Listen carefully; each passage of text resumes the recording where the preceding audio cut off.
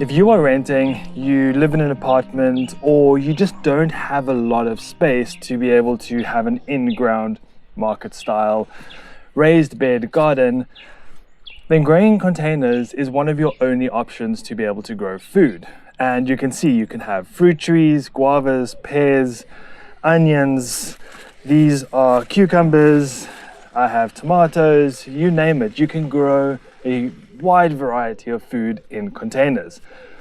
You can also interplant, which means at the base of a fruit tree, you can plant something else, not just leave the soil like that. But what today's video is about is how do you feed, or how do I feed at least, my potted fruit trees and potted plants. Now there are a range of different ways you can do this. This is my way, and it's a way I like to use because it naturally feeds the plants with its own microorganisms, its own fertility, without adding in any external extras. So if you want to learn how to feed your potted container plants, just stick around a little bit longer.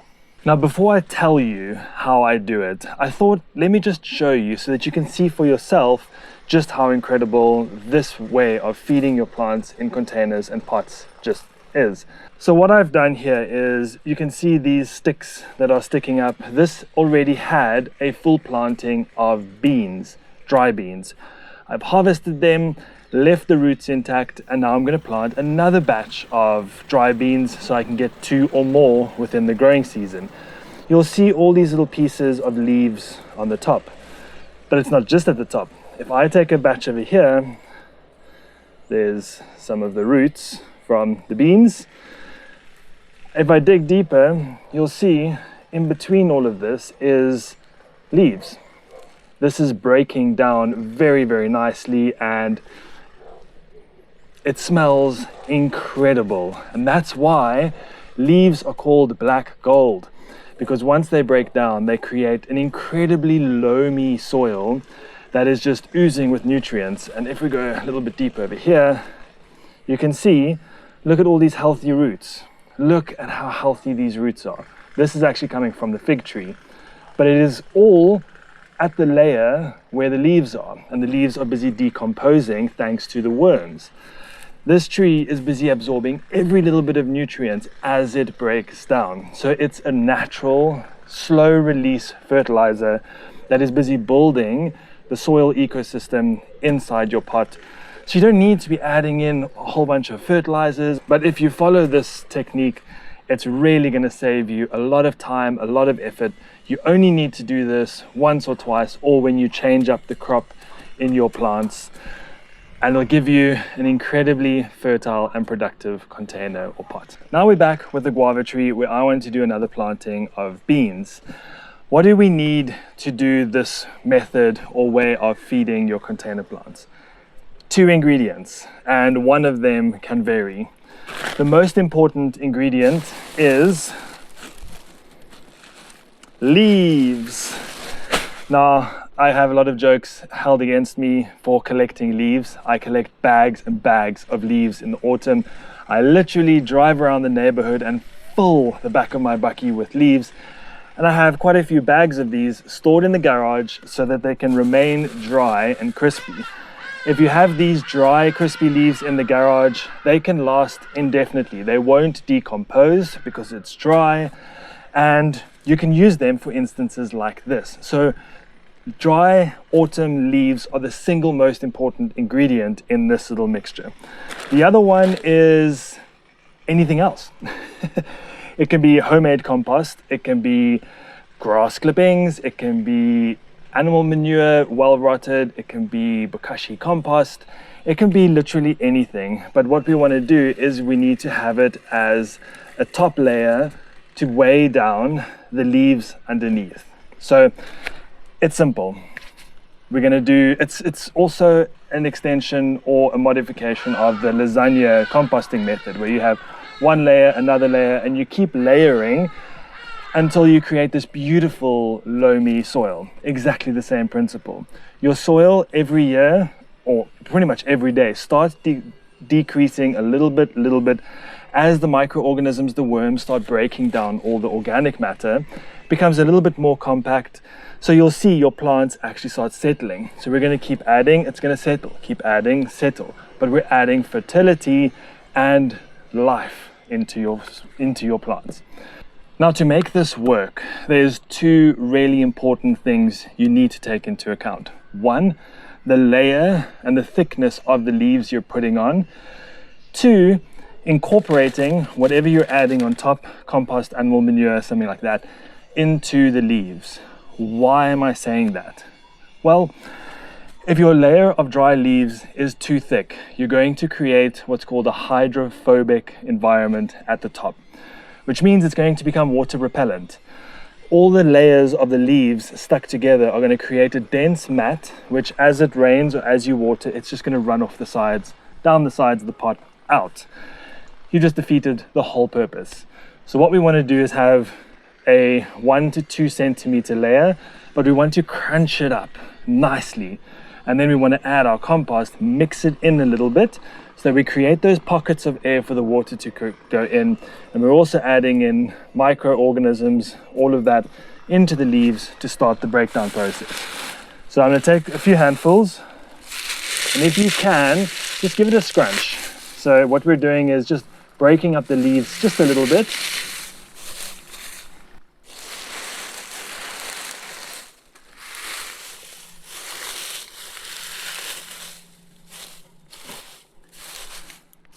And that's enough. So that was just 2 handfuls. So you can see how a bag of leaves can really go a long way.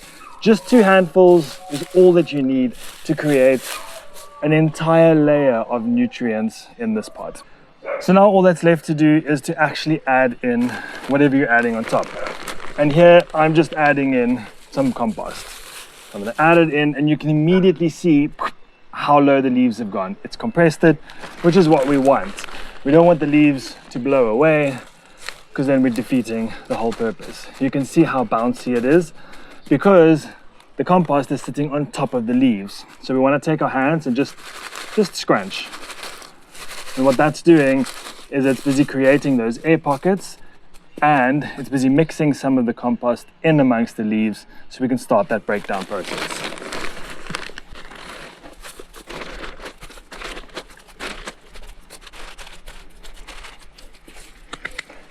And that is all that you need to do. Now, you will have months and months worth of fertility in this pot. It's going to continuously break down. You won't need to add in fertilizers every time you plant something. You won't need to feed your plants, feed anything you have in your containers, because the slow breakdown of the leaves by all the worms is going to be what feeds all of the plants slowly. As you saw with the pear over there, the fig, the roots are white, yellow, incredibly healthy and growing right around the zone where all these leaves are breaking down. So it's really simple. You also don't need to let this sit. You can give it a really good watering, make sure it comes through.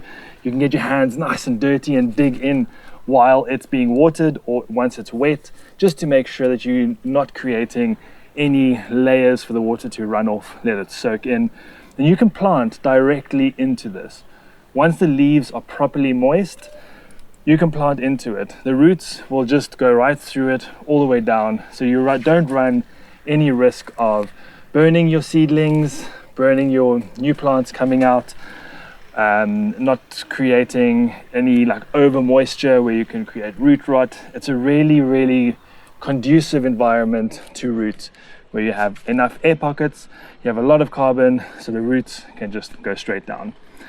And that's it. This is what I do. I don't have bags of fertilizers. I may every now and then on some of my plants do a foliar feed, but I don't add fertilizers to my containers or pots. I feed them in this way. It's a natural way, it's a slow way. It's the way the plant knows how to consume food, slowly through natural processes. So this is all about building soil naturally. I've got another video that I'll tag up for you, which is a video that I did on building soil naturally in the ground. So it's a little bit different, but it works on exactly the same principle. leaves on top, leaves, add on top, leaves, add on top. The breakdown of leaves just adds a completely different spongy moisture and nutrient retentive layer into your soil that you really can't get by adding in any other type of substance into your pots, containers, raised beds, or veggie gardens.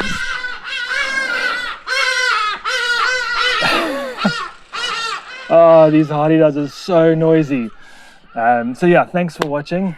I hope you got some value out of this. I really hope you can go and scrounge up some bags of leaves. If you don't, I've got a few. If you know where I live, come pick some up. But yeah, I hope you enjoyed this, got value. Please subscribe, please share this out to your fellow gardening community.